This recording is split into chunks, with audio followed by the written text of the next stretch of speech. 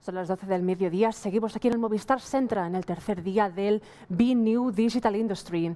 Esta sesión que tenemos a continuación es la primera sesión bajo el claim de Be Green, pero la verdad es que los temas de sostenibilidad han estado presentes a lo largo de estos 2 días que ya han pasado de este Be New. En estas primeras sesiones, estos primeros días, hemos ido tratando temas de sostenibilidad, economía, ecología, transformación verde, y es que algo que queda claro es que la transformación empresarial y transformación económica no se puede entender sin estos principios sostenibles. Y de esto vamos a hablar hoy, en esta sesión titulada Nuevo modelo económico, una industria con principios ecológicos. El reto del cambio climático hace evidente que un planteamiento diferente de la economía es necesario y es urgente. Nos encontramos ante muchas oportunidades para salir de la crisis causada por la pandemia, pero hay que hacerlo de manera sostenible. El business as usual ya no sirve. Debemos avanzar hacia una nueva economía tras esta pandemia que nos ayude a navegar hacia un futuro sostenible, descarbonizado, libre de emisiones y donde exista también un repartimiento más equitativo de la riqueza. Yo tengo muchas ganas de ver qué nos cuentan nuestros ponentes, a quienes doy la bienvenida. Empiezo por nuestras ponentes online. Están Alicia García Herrero y Paula Altavilla, que nos van a contar un poco su perspectiva desde diferentes extremos del mundo, ¿no? Paula desde Latinoamérica y Alicia desde la perspectiva de Asia y el Pacífico. Y también tenemos aquí en el estudio a Manuel Cermerón, el CEO de Agbar, nuestro patrocinador, aquí en el Barcelona New Economy Week. Y doy la bienvenida, doy el relevo a Míriam García Berro, quien moderará esta sesión. Míriam es directora de Tecnología y Transferencia en el Eurecat, el Centre Tecnològic de Cataluña. Eurecat es un centro tecnológico privado centrado en I+D, en biotecnología, sostenibilidad, industria y digitalización. Míriam, muchísimas gracias a ti y a todos los ponentes por estar con nosotros y dejo el panel en tus manos. La verdad es que es un placer y tenemos aquí unos ponentes de lujo y además globales, internacionales, desde Argentina, desde Hong Kong, desde aquí, desde Barcelona, porque sin duda estamos viviendo pues este momento de cambios, pero también de muchas incertezas y muchísimas oportunidades. Realmente está cambiando todo. El marco mundial está marcado por esta situación pospandemia que se está hablando durante toda la jornada, pero esta situación pospandemia se han evidenciado necesidades como las energéticas, la necesidad de recursos, materias primas, que realmente están marcando un cambio geopolítico y todas estas necesidades y todas estas oportunidades desde el punto de vista empresarial se pueden afrontar de muy diferentes maneras. Como os decía, nos acompañan unos ponentes de lujo, esta visión que nos pueden dar internacional, empresarial, de cómo se está cambiando. Empezaremos por Manuel Cermerón. Manu, una dilatada experiencia en el grupo Suez, transformando la empresa, liderando cambios de mano de las personas, de manos de la tecnología, de la innovación y muy centrado en los últimos tiempos en economía circular. Desde tu punto de vista, la economía circular, que va mucho más allá del reciclado de materias primas, una empresa como Agbar, Aguas de Barcelona, ¿cómo afronta el reto de la economía circular y cómo lo está implementando y cómo lo está transformando en valor para sus clientes y valor para la empresa? Buenos días, Miriam. De hecho, hemos de decir buenos días, buenas tardes y buenas madrugadas probablemente porque estamos en muchos en tres continentes a la vez. Efectivamente, muchos usos horarios diferentes, ¿no? Bueno, señal de los tiempos. Oportunidad. Sin lugar a dudas, para el grupo Agbar, la economía circular, la sostenibilidad, es una gran oportunidad que venimos desarrollando desde hace muchísimo tiempo. Nosotros tenemos 155 años de historia y solamente a través de la adaptación continua al cambio que hay en la sociedad, en el contexto, eres capaz de perdurar, ¿no?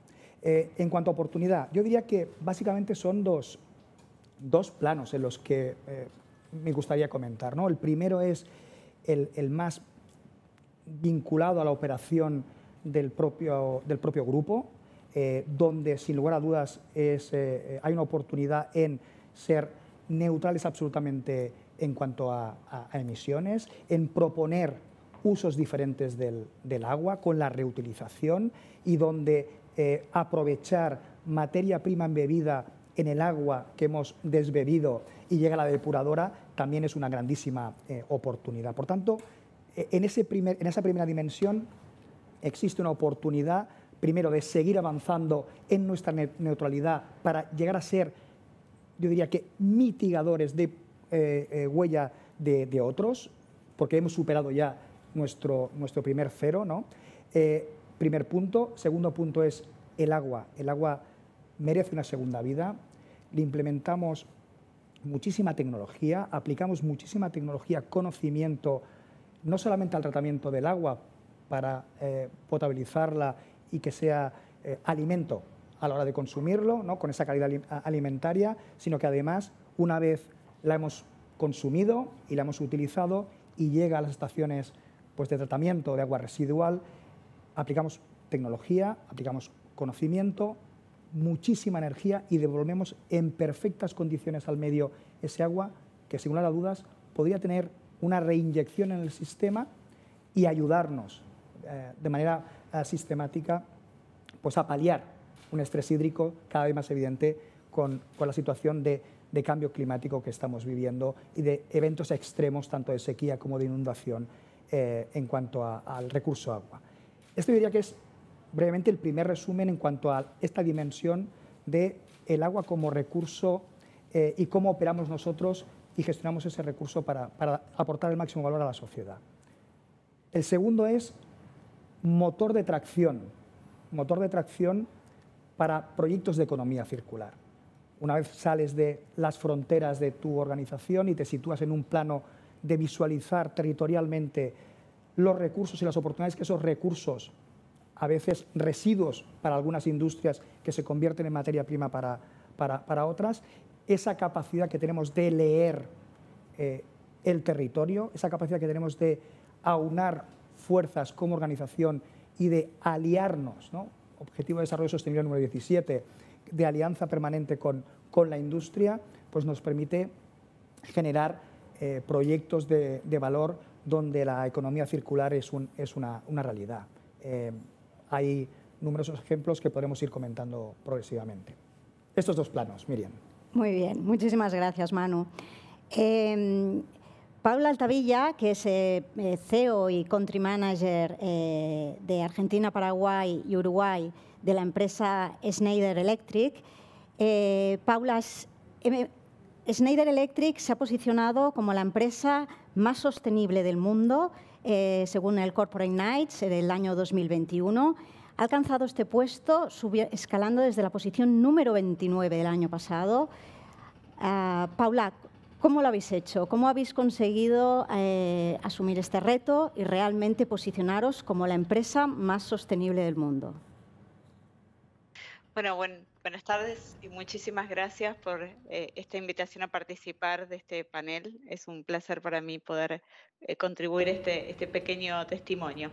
Realmente me gustaría destacar el compromiso que el liderazgo de Schneider tomó hace 15 años. Lo que vimos el año pasado fue el resultado de mucho trabajo que se llevó adelante en forma consistente con los principios y valores de la sostenibilidad desde hace mucho tiempo.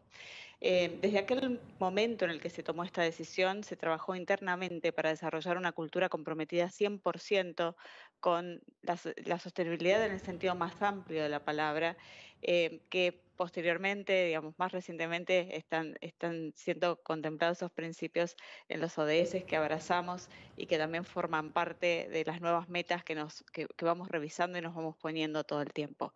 Pero estos principios fueron permeando la organización hasta convertirse gradualmente en el propósito que llevamos adelante. Este propósito fue evolucionando desde construir un mundo más eléctrico a optimizar la energía, y hoy tiene que ver con empoderar a todos para optimizar el uso de la energía y los recursos, para mejorar la vida de todos en todos lados, todo el tiempo.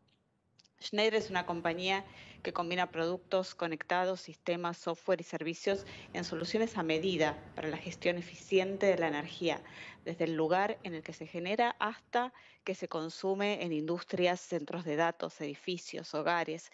Por ese motivo estamos muy comprometidos con la reducción de emisiones, como uno de los objetivos centrales, y hoy se habla de electricidad 4.0, justamente para describir la transformación hacia la que vamos, que es lograr un mundo mucho más eléctrico y además mucho más digital, en el que la energía verde va a formar parte, una mayor parte de la matriz energética, y se espera que pase del 6 al 40% en los próximos 20 años, y además el uso de la energía va a ser mucho más eficiente a través del uso de tecnologías digitales que permiten monitorear, medir y asegurarnos de que esa energía no se pierde. Hoy se sabe que la energía es responsable por el 80% de las emisiones de CO2, y si pensamos que el 60% se pierde, realmente vemos que hay una oportunidad enorme de trabajar en la eficiencia, que es además una oportunidad de disminución de costos para las organizaciones. Entonces creemos que ahí hay un valor muy grande para dar. Pero no se limita a eso. Como les comentaba, trabajamos con objetivos ambiciosos alineados con todos los objetivos de desarrollo sostenible, que agrupamos en 6 pilares y que incluyen, por supuesto, esto que les contaba del impacto climático, donde además tenemos muchos aprendizajes que ahora estamos volcando en incluso servicios como de consultoría para clientes, y que también trasladamos y trabajamos mucho con nuestra cadena de valor. Em, Básicamente, como les decía, trabajamos puertas adentro, pero también alineamos cada proceso, cada planta, y nuestro y de nuestros proveedores. Los principales 1000 proveedores tienen objetivos bien específicos, y este compromiso, que es parte de nuestro ADN y está en el centro de lo que hacemos, se va renovando, asegurándonos de que nosotros y toda la cadena cumplimos con los principios de ESG, y como resultado, en los últimos 10 años realmente hemos visto un crecimiento muy importante, no solo del negocio, sino que se va reflejado en el employee engagement, en la reputación corporativa y en la imagen global de la marca. Este concepto, Paula, es tremendamente interesante. ¿Crees que la sostenibilidad o la circularidad que alcanza una empresa es percibido por el consumidor como un incremento de marca, o estaría dispuesto a valorar más una empresa o un producto por el hecho que la empresa cumpla criterios de circularidad y sostenibilidad? Yo veo realmente que el interés es creciente. Si bien en mercados emergentes y específicamente en América Latina, este es un proceso que quizás viene un poquito más demorado que en otras regiones del mundo, realmente veo mucho interés, y especialmente en las nuevas generaciones es impresionante cómo permea y cómo realmente, digamos, compañías que no cumplan con estos principios van a tener un problema para generar engagement en sus clientes y en la comunidad toda, ¿no? Realmente creo que sí, que hacia ese lugar vamos, y que la pandemia ha acelerado y ha profundizado esta conciencia de que estamos todos viviendo en un único ecosistema, que el planeta es nuestra casa y necesitamos cuidarlo. Así que definitivamente creo que sí. Y específicamente en el tema de circularidad, trabajamos mucho con lo que tiene que ver con los recursos, la optimización de los recursos. Y en ese sentido, realmente lo que nosotros hacemos es trabajar desde el ecodiseño del producto, desde que se diseña, pasando por todo el proceso, desde qué materias primas se usan hasta de qué manera se combinan y de qué manera se actualizan los productos sin tener eventualmente que cambiarlos, de forma tal que logremos minimizar el impacto que tenemos desde ese punto de vista, y obviamente el objetivo es ir a cero residuos, ¿no? A un net zero, que bueno, en ese camino tenemos que trabajar mucho, y estamos avanzando incluso más rápido en algunos casos de lo que nos proponíamos. Se dice que el mundo está en un 8,6% de circularidad, un 8,6% de los recursos que utilizamos, ya sean materias primas o energéticos, son reaprovechados, pero es difícil medir la circularidad de las empresas. No se tiene hoy una estandarización de parámetros a medir. ¿Estáis trabajando en este aspecto desde Schneider? Estamos trabajando, por supuesto, y de hecho tenemos software y Y estos aprendizajes que hemos ido capitalizando hoy nos permiten ofrecer incluso servicios de consultoría. Es un gran desafío la medición de la huella de carbono de cada proceso y en cada industria, y nosotros tenemos soluciones específicas que ayudan a las compañías a definir procesos, métricas como para poder y modelos de seguimiento para poder hacerlo de la manera más eficiente. Así que sí, estamos trabajando mucho en ese sentido y vemos que es una de las áreas en las que hay más interés. Y volviendo un poco, un comentario adicional acerca de tu pregunta respecto de los clientes. Hay un interés muy importante que tiene que ver con los sectores dinámicos de la economía, por ejemplo, la agroindustria, en la que realmente las diferentes formas de producción no tienen nada que ver, tienen impactos muy distintos en el medio ambiente, y estamos trabajando justamente, empezando a trabajar con un cliente en Argentina para poder medir ese impacto en una forma muchísimo más asertiva, muchísimo más digamos, puntual. Hoy muchas veces se usan métricas más generales, criterios, pero que no le permiten a los productores medir su huella de carbono en un lugar específico, y estamos ayudándolos para eso. Muy interesante. Si os parece, cambiamos de continente, nos vamos a Asia. Alicia García Herrero, economista, investigadora senior asociada al Real Instituto Elcano, economista jefe de la empresa financiera Natixis, pero sobre todo yo me quedo que es una persona que es una influencer en las redes sociales en temas económicos y financieros, tremendamente activa en redes sociales, considerada la top 6 de social influencer. Es un lujo poder hablar contigo y me encantaría que nos pudieras dar tu visión de este mundo que está cambiando desde un punto de vista geopolítico, de tal manera que se están rompiendo ciertos estándares que hasta ahora teníamos muy interiorizados, y la percepción de la sostenibilidad, tal y como la entendemos en Europa, que está apostando claramente con programas específicos incluso de investigación dirigidos a desarrollo de tecnología para la sostenibilidad, ya que las empresas adquieran conceptos de economía circular. Pero esto se percibe igual en todo el mundo. ¿Puede dejar de alguna manera desplazada a Europa, que se está focalizando en la sostenibilidad y no lo se está haciendo de la misma forma en otras regiones mundiales? ¿Cuál es tu opinión? Bueno, primero, muchas gracias por la invitación, es realmente un placer. Después de lo que he escuchado, la verdad es que espero poder aportar porque ha sido realmente interesante. Y voy a empezar dando una cifra para contestar a esa pregunta. Y la cifra es esta. China hoy emite, sus emisiones son el 28% del total de emisiones mundiales. Es decir, nosotros aquí podemos estar discutiendo cómo ser sostenibles, de lo que me alegro enormemente, pero si China no es sostenible, nadie vamos a ser sostenibles, o mejor dicho, no nos va a dar tiempo a que nuestra sostenibilidad tenga un impacto relevante sobre el problema final, que es el cambio climático. Eso es un poco lo primero que quiero decir. Entonces, claro, ante eso, la pregunta es si China ha despertado ante esta realidad, y la respuesta es sin duda, pero de una manera muy diferente a nosotros. Justamente esa es tu pregunta. China hoy por hoy es el mayor productor de paneles solares, y hasta ahí todo bien.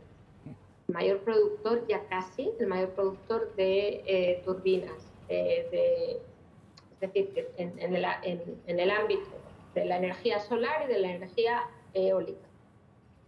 Bien, y hasta ahí diríamos, bueno, pues ya está resuelto, porque si realmente tiene un 80% del mercado de paneles solares, pues solo tienen que ponerlos a funcionar, ¿no? Uno podría decir, además, China siendo un gran importador de gas, de petróleo, incluso de carbón, pues bueno, lo lógico sería que estuvieran haciendo esta transición muy rápido y que aquí ya acabara lo que yo tengo que decir. es decir, que se apuntara a esa homogeneidad de políticas. Lo malo es que hoy por hoy China sigue produciendo la electricidad de la que nos hablaba Paula, esencial, totalmente de acuerdo, en casi 70% de carbón. Es decir, que hay una contradicción entre lo que realmente se está haciendo y lo que se podría hacer. ¿Por qué esta contradicción? Porque hay costes socioeconómicos, yo diría más socio que económicos, de esta transición que Europa hizo hace mucho tiempo y que China está haciendo en un momento en el que realmente, por mucho que siga creciendo, tiene que seguir sacando de una situación, yo no diría de pobreza extrema, pero desde luego de pobreza, a otros 600 millones de personas. Ha sacado a 400, le quedan 600. Entonces, esta es la complejidad. La complejidad es, y en cierto modo comprensible, que China nos dice, no, estás mirando mal las emisiones. A mí lo que me interesa es per cápita, y per cápita soy aún menos que Europa. O sea, que me queda trecho. Pero es que al mundo no le queda trecho. Ningún trecho, de hecho, como estamos viendo claramente. Y entonces hay un problema casi ético-moral. Nosotros tuvimos tiempo, ellos no tienen tiempo. Que el problema ha llegado ahora, no ha llegado antes. Y por eso yo creo que, o sea, la pregunta, ¿nos estamos quedando atrás? Yo creo que no. Yo creo que lo que está haciendo Europa es heroico. Lo que pasa es que si lo hiciera China sería aún más heroico, porque no tienen la renta per cápita, y yo creo que Paula puede decir lo mismo a América Latina, para podérselo permitir. Entonces yo creo que aquí hay que llegar a un acuerdo entre partes de cómo repartir los costes de esto para que todos podamos ir a la misma velocidad. Porque no basta con que lo hagamos nosotros, me temo. Porque estamos en el mismo planeta. Y ahí yo creo que es una discusión, pues yo como economista puedo imaginarme un nuevo Bretton Woods. Un Bretton Woods del cambio climático. Algo que cambie totalmente los esquemas, y lo tenemos que hacer ya. Porque si Asia no se sube al carro, el tercer emisor del mundo es la India. Carbón en producción eléctrica, 80 y pico %. O sea, es decir, que no es solo China. El segundo es Estados Unidos, ahí tenemos otro tipo de problema. Pero quiero decir, si China e India no se suben al carro, da igual lo que queramos decidir aquí, decir o decidir. Y por eso yo acabo ahí. O sea, es decir, necesitamos entender que esto es un problema de todos y llegar a un acuerdo con los mayores emisores. Sin esto, creo que no podremos solucionar este problema, por muy sostenibles, y ya digo que es emocionante escuchar lo que he escuchado. Pero yo desde mi atalaya en Asia me da pena saber que, por desgracia, el elefante blanco no lo podemos atajar. Y esto es simplemente mi mensaje aquí. Gracias. Muchas gracias, Alicia. Si os parece, empezamos por lo local y luego volvemos a lo global. Manu, ¿qué recomendarías a una empresa? Tanto Schneider como vosotros lleváis años trabajando en la circularidad, trabajando en aspectos sostenibles de empresas, trabajando en temas de emisiones, residuos, reciclado. Pero ahora las empresas, la gran mayoría de empresas pymes, se encuentran en una situación que han de hacer la transformación digital y han de hacer la transformación circular, y un poco la visión es, ¿y por dónde empiezo? Realmente, ¿qué recomendarías a una empresa? Y todo esto en un sistema en el que no está medido. Podemos medir las emisiones, pero no está estandarizado, el reciclado, cuánta materia prima entra, cuánta sale, cuánta utilizas, ecodiseñas, no ecodiseñas. Pregunta difícil. ¿Qué recomendación darías a una empresa de un tamaño normal?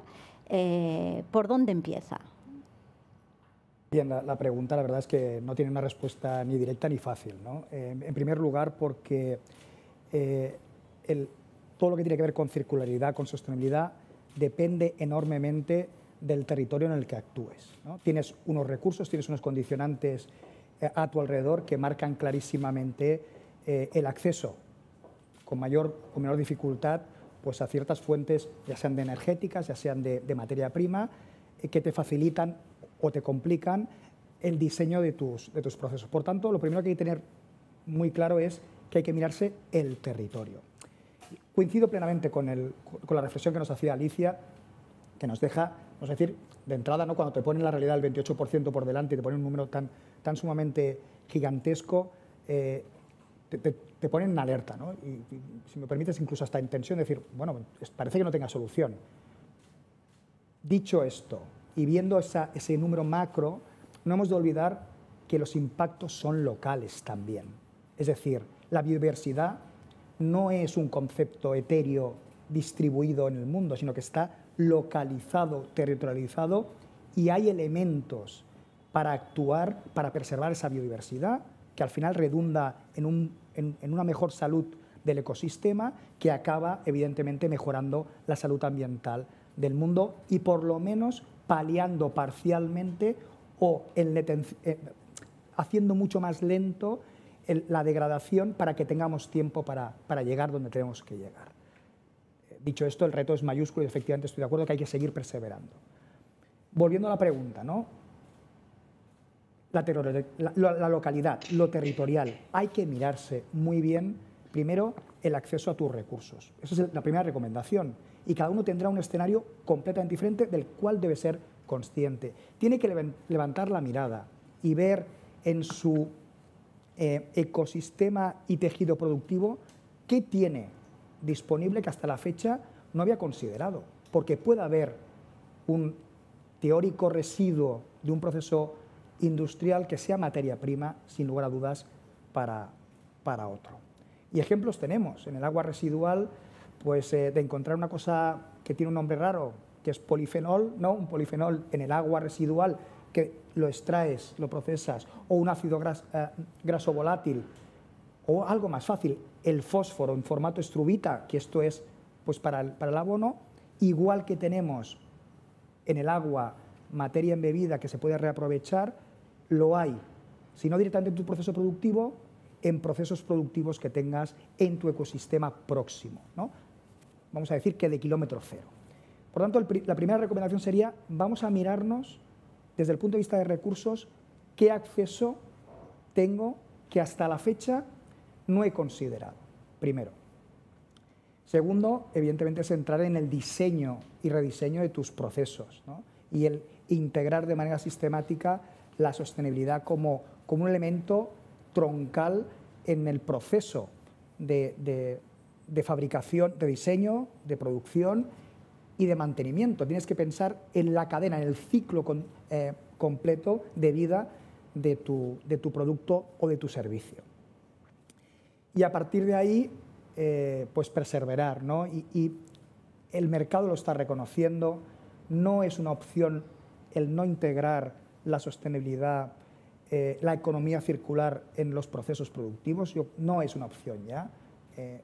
Tenemos la obligación de integrarlos de manera natural en nuestros procesos y seguir avanzando en esa línea de levantar la mirada.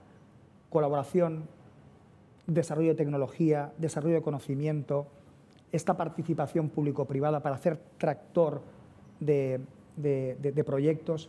Estos son los elementos. Receta, desgraciadamente, que puedas aplicar para todo el mundo, no la hay, porque insisto que es para mí una cuestión de qué acceso a recursos y, por supuesto, qué proceso, qué producto, qué servicio es el que estás desarrollando. Y esas son las variables que hay que compaginar con esa mirada amplia de respeto hacia el medio ambiente. Decíamos antes que Europa está haciendo una apuesta decidida a nivel de investigación, de tecnología, tecnologías verdes, nuevos combustibles, fuentes energéticas verdes. Está haciendo una apuesta decidida desde el punto de vista del desarrollo y de la tecnología y ayudando incluso a la adopción por parte del tejido empresarial e industrial. ¿Tu opinión es que se debería legislar más y de manera más consensuada a nivel internacional en tema de emisiones, en tema de reaprovechamiento de recursos, incluso materias primas críticas? ¿Debería ser intervenir más de forma más decisiva los gobiernos? Claro, si la anterior era complicada, esta ya es escala planetaria, ¿no? Yo creo que, sin lugar a dudas, el marco tiene que ser un marco robusto, que envíe señales claras de seguridad a los actores, pero estamos en un momento donde, fíjate, ¿no?, se manejan conceptos como, ¿no?, el sandbox, ¿no? Es decir, buscamos espacios donde poder superar la regulación actual para probar en condiciones pactadas modelos, servicios, productos de futuro. Claro, más regulación cuando tenemos líneas que para el desarrollo de soluciones y tecnologías y nuevos procesos nos buscamos espacios de estos sandbox, ¿no?, de estos arenales donde, a modo, ¿no?, aquí el símil es donde juegan los niños, bueno, pues donde las empresas puedan probar con seguridad y de manera pactada nuevos modelos, hay que compatibilizarlo todo. No podemos, por supuesto, no se puede abusar en ningún caso del recurso. La industria, yo creo que tiene clarísimo que no es extractiva, no puede ser extractiva, ese camino no es el camino adecuado, pero en su justa medida todo. Esos equilibrios de intentar regularlo todo llevan a la parálisis, al bloqueo, a situaciones de inseguridad jurídica que no permiten desarrollar de manera ágil lo que creo que necesitamos. Alicia lo ha explicado muy bien, sentimiento de urgencia absoluto, hemos de actuar, hemos de actuar, hemos de actuar. Vamos a dotarnos dentro de ese marco general existente, yo creo que ya suficiente, con elementos de flexibilidad para poder avanzar. Y una vez veamos cuál es el camino, volvamos a pintar la cancha de juego. Pero intentar marcar la cancha de juego sin saber si vamos a acabar jugando a un híbrido entre fútbol o baloncesto, balonmano, hockey, bueno, pues veamos primero si va a ser el stick, las manos, los pies o la cabeza lo que va a ponderar y después establezcamos las reglas de actuación. Pero siempre, eso sí, bajo un marco que nos proporcione una seguridad mínima para todos y garantice, una vez más, esa salud medioambiental tan necesaria. Claro. En Europa los conceptos de sostenibilidad y circularidad están de moda. Hay políticas activas en este sentido, pero, por ejemplo, Paula, en Latinoamérica, en el que adquirir estos conceptos y estas medidas se puede ver en países emergentes como realmente una oportunidad o un reto inasequible para las empresas donde bueno, que son países emergentes y tienen acceso a recursos, pero implementar políticas estrictas de circularidad puede ser muy complejo. ¿Cómo, lo ves como una oportunidad o realmente un reto inasequible en países emergentes? Yo creo que es ambas cosas, realmente, pero coincido fundamentalmente con Alicia en que es muy retador, es muy desafiante para países que tienen índices de inequidad muy altos, niveles de pobreza muy altos. Para darles un ejemplo, en Argentina, donde vivo, salió el índice de pobreza y está por encima del 40% en este momento. Plantear un camino muy rápido o muy drástico es difícil. Sin embargo, es una oportunidad porque América Latina, que tiene algo así como un 8% de la población mundial, representa el 3% del comercio, es muy pequeño, en ese sentido tiene recursos en términos de biodiversidad, en términos de reservas de agua. Leía que en términos de reservas de agua dulce estamos hablando de alrededor del 26%, que son recursos que están en América Latina, están en los países emergentes, pero los necesita el planeta.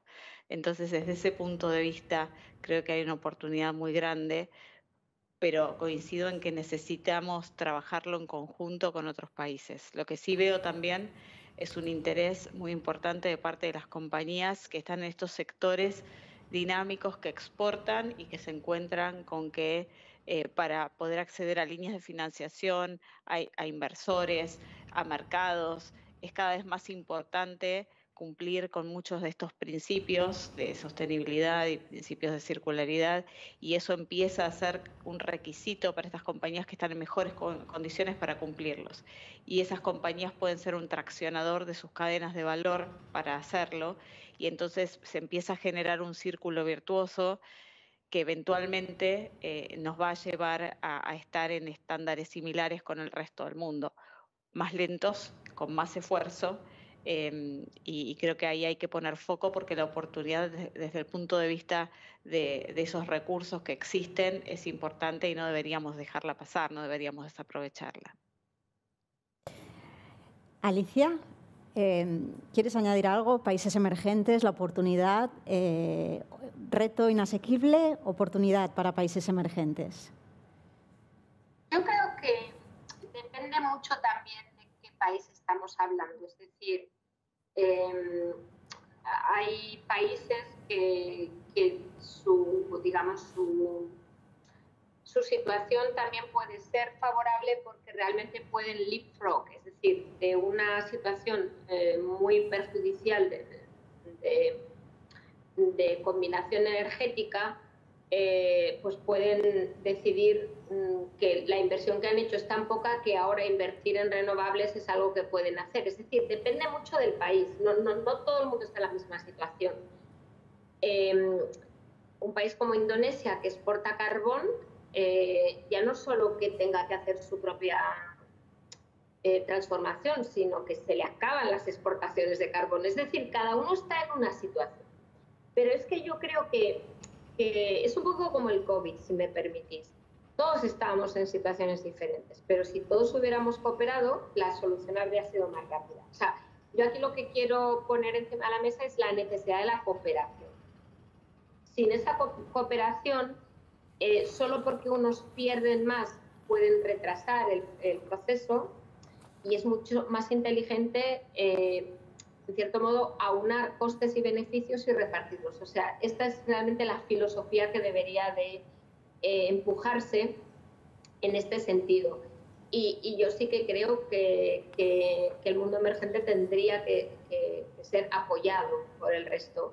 No, sé que parece duro porque ya es la transición energética es costosísima sin tener que apoyar a nadie, pero es que el problema es que si no, son recursos, o sea, mi punto aquí es que son recursos que estamos tirando a la basura porque no vamos a resolver el problema, es tan fácil como eso.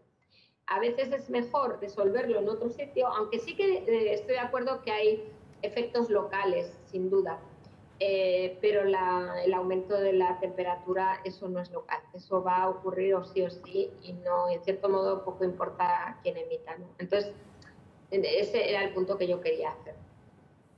¿Quién está en disposición, desde tu visión global y a nivel de países, quién está en disposición de liderar esta transición energética y hacer posible esta cooperación internacional para asumir estos retos? Pues va a dar la casualidad que sea en el COVID que en esto somos nosotros los europeos. Y sé que esto, bueno, yo aquí viviendo en Asia, cuando lo digo me miran sorprendidísimos porque como Europa, como digo yo siempre, no está ya de moda, les parece imposible cuando les doy las cifras de que somos los mayores productores y exportadores de vacunas y nos dicen, Dios, o sea, como que no se lo imaginan, ¿no? Y en el cambio climático es lo mismo. En el aspecto del que yo también me ocupo en el banco, ¿no? Que es toda la parte de Green Finance. O sea, Europa tiene el Banco Central del mundo, el primer Banco Central del mundo que ha entendido este problema y que es capaz de, en cierto modo, incentivar las emisiones verdes porque va a tener una política monetaria que las va a favorecer, es decir, que va a hacer que esas emisiones valgan más que las otras, por decirlo de manera simple. Esto es Europa hoy. ¿Qué ocurre? Que para liderar tenemos que creer en Europa, tenemos que entender que esa tecnología ha de ser compartida. O sea, al final, ¿qué ha ocurrido? Nosotros hemos desarrollado, realmente nosotros, los paneles solares, pero China produce el 80% y nosotros no. ¿No? O sea, que yo creo que hay que hacer esto con una ambición también de negocio. No, o sea, de negocio, es decir, si nosotros lideramos este proyecto, nuestras empresas serán las mejores, y esa idea de que Europa se ha quedado atrás en su tecnología, que no tenemos 5G, que no tenemos inteligencia artificial, quizás, pero tenemos las empresas más sostenibles, más innovadoras en lo que hoy por hoy es mucho más importante que la inteligencia artificial, que es el cambio climático, porque es mucho más urgente.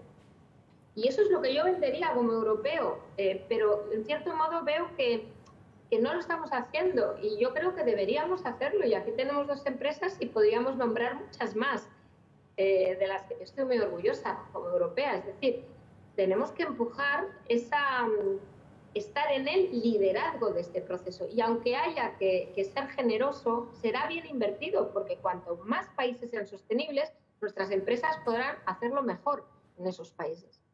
Es como una nueva fase de globalización de la sostenibilidad, empujada por Europa. Esto es lo que yo quería, un poco la idea que quería transmitir. Gracias. Me gusta, ¿no? Globalización de la sostenibilidad y además liderada desde Europa. Manu, ¿lo ves? ¿Lo compras?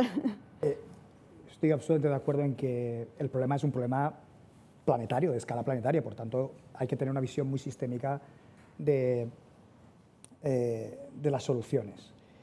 Entramos en un mundo muy complejo, ¿no? El de poner muchísimos intereses, aunar muchas voluntades políticas en una única dirección. Habrá que traccionar, habrá que probar, hay que seguir, cada actor tiene que implementar tiene que aportar su grano de arena para seguir evolucionando, ¿no? Hemos pivotado muchísimo durante toda la conversación sobre la energía. Claro, con la energía producimos cosas, ¿no? Y tenemos el problema de los residuos también y la oportunidad de los residuos. Ha mencionado, Paula, creo que ha sido Argentina y el recurso agua, ¿no? Estrés hídrico. Es otra de las emergencias que vamos a tener.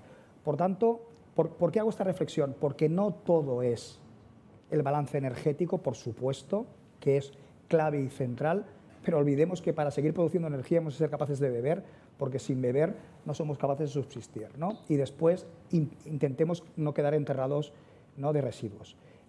Y el residuo es materia prima, y hay verdaderos proyectos que unen el residuo con la energía, y de la fracción orgánica del residuo sólido urbano, pues podemos generar biometanol, y ese biometanol forma parte de procesos productivos que descarbonizas, ¿no? Lo digo porque también cuando hablamos de energía nos vamos, sin darnos cuenta, nos vamos automáticamente a lo eléctrico. Y por supuesto que la electricidad y lo eléctrico juega un papel fundamental en todo esto, ¿no?, de la descarbonización. Pero yo creo que hemos de abrir ampliamente el abanico de soluciones tecnológicas. Yo me imagino, y soy optimista, igual que Alicia apunta por una Europa tractora en este momento me cuesta ver esa tracción hecha una realidad, pero por supuesto no va a ser porque no pongamos todos la energía para que sea una realidad, ¿no? Y lo ha demostrado dando un dato objetivo de exportamos y producimos más vacunas que nadie en el mundo, como Europa. Pero si vamos a ser optimistas y nos miramos, yo me imagino los aviones volando con biocombustible y los visualizo, y por tanto, de entrada, demonizar algunos medios de transporte, unas tecnologías, me parece que nos autolimitamos. Después habrá que ver si hay que descartarlas o no, por supuesto, y habrá que ver qué balances, pero de saque, marcarnos un terreno de juego mucho más limitado del que tenemos a disposición, me parece que no nos hace ningún favor porque nos cierra el marco mental en el que hemos de operar. Por tanto, volviendo a tu pregunta, lo veo, tenemos que verlo a la fuerza, ¿no? Si queremos ser optimistas y darnos una oportunidad, eso puede ser sin duda el camino, el seguir traccionando desde Europa, el seguir impulsando tecnología, conocimiento diferencial que facilite el acceso, por tanto democratizar ese conocimiento y esa tecnología para que todo el mundo pueda acceder, y demos desde el desarrollo ese apoyo pues a zonas que les cuesta más, ¿no?, porque el punto de partida es un punto diferente y anterior.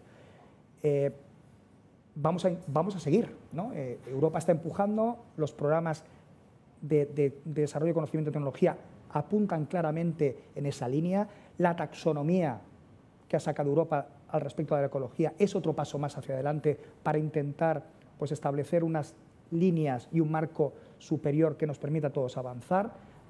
Hay que seguir, pero ODS 17 otra vez, esto va de que veamos, y permitirme que lo ponga en términos, pues si queréis, muy de Darwin, ¿no? Como especie. Si queremos seguir desarrollándonos en este planeta y que no nos expulse el planeta, pues debemos aunar esfuerzos y realizar muchas más alianzas. Muy bien. Más allá de la gestión energética, evidentemente también la gestión y reaprovechamiento de residuos. Paula apuntaba, vosotros tenéis políticas intensivas de ecodiseño, de reaprovechamiento y minimizar la generación de residuos. Creo que este es un punto, como bien dices, importantísimo, no solo quedarnos en la gestión energética. Sí, el CO2 está bien, pero no nos va a resolver la ecuación final del todo. Muy bien. Pues así, un poco de resumen de la sesión. Yo me quedo con un eslogan, me ha gustado, la globalización de la sostenibilidad. Estamos, Europa, impulsando, pero podemos liderar este cambio y este nuevo orden mundial.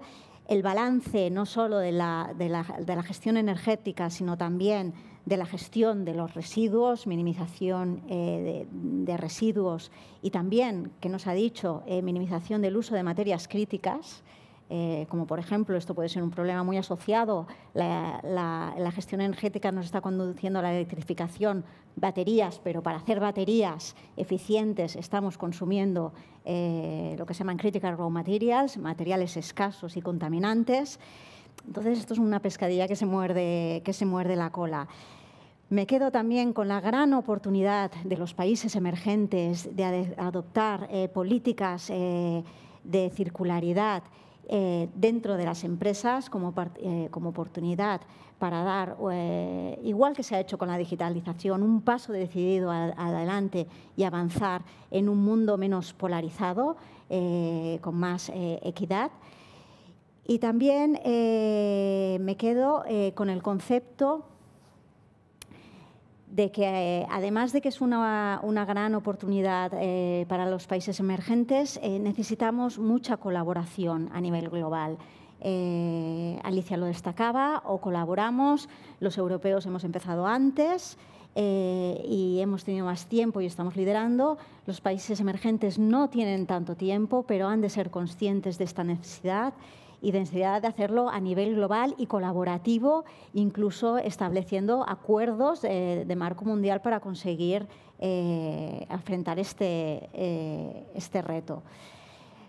Por mi parte, no sé si queréis añadir alguna cosa más, algún apunte a estos titulares. Si no, daríamos paso a la presentadora para que concluya la sesión. Yo quiero agradeceros de verdad porque ha sido una discusión muy interesante, poniendo en conjunto 3 puntos de vista muy diferentes, 3 continentes, una visión desde lo social, desde lo medioambiental, desde lo industrial, desde Latinoamérica, Asia, Europa, y esa necesidad de colaborar, pero sobre todo bajo un liderazgo que Europa tiene la oportunidad de hacerlo a nivel internacional, no solo a nivel europeo, como lo está haciendo ya con políticas muy activas en I+D, en temas energéticos y de recursos y de residuos.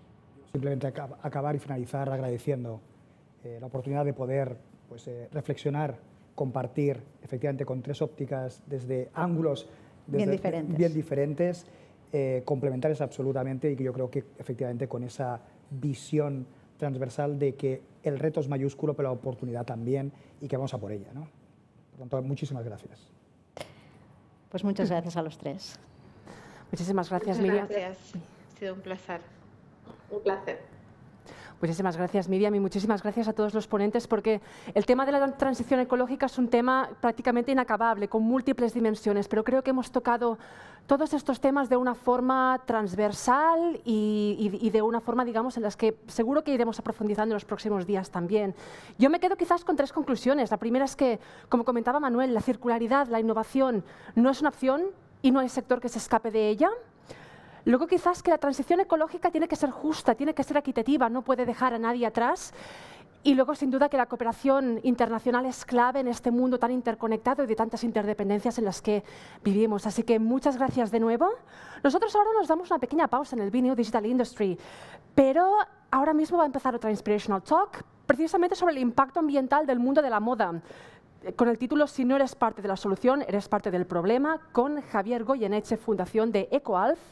Y nosotros volvemos a las 2 de la tarde aquí en el Movistar Centre, en el BNew Digital Industry, sobre una sesión dentro del Be Digital, sobre los gemelos digitales, los Digital Twins. Les esperamos y nos vemos en un rato.